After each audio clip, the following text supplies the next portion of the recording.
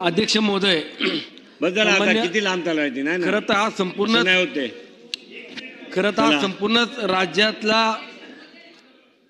कुटुंबातल्या प्रत्येक व्यक्तीचा प्रश्न आहे आणि यामध्ये सर्व सन्मान्य सदस्य सहभागी होऊन आपल्या आपल्या मतदारसंघातले किंवा आपल्या भागातले प्रश्न मांडतायत. मी देखील नाही असं नाही अध्यक्ष होत महोदय, पुणे असे जिल्हा होत किंवा नाही. माझ्या एक मतदारसंघातील अनेक नागरिक पर्यटक आता किंवा नवीन हात उचलणार तुम्ही स्थानिक सभागृहाच्या नागरिक या बाहेरून ठिकाणी येऊन आहेत. बसणार नाही, हात उचलणार आणि विशेष असं नाही करून होत. नोकरदार वर्ग असेल, सर्वसामान्य कुटुंबातले नागरिक असतील, पर्यटक असतील, अशा देखील नागरिकांच्या जीवाशी खेळण्याचं काम हे वेगवेगळ्या खाद्यपदार्थाच्या माध्यमातून केलं जातं.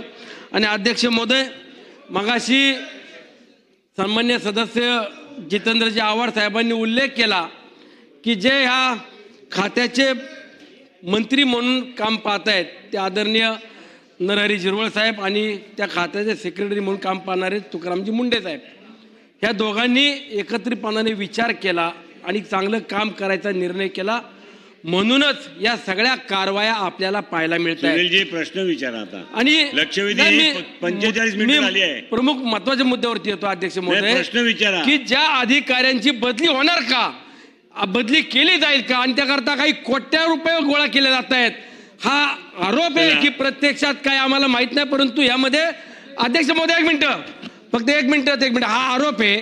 तर माझं म्हणणं एवढंच आहे की आदरणीय सुनीत्रा वहिनी आमच्या नेत्या आहेत, आमच्या पक्षाकडे हे खातं आदरणीय मुख्यमंत्री मोदयांनी दिलेले, या खात्याची जबाबदारी जोपर्यंत आमच्या पक्षाकडे आहे तोपर्यंत तुकारामजी मुंडे आमच्या खात्यामध्ये प्रमुख म्हणून काम करतील हे सांगितलं.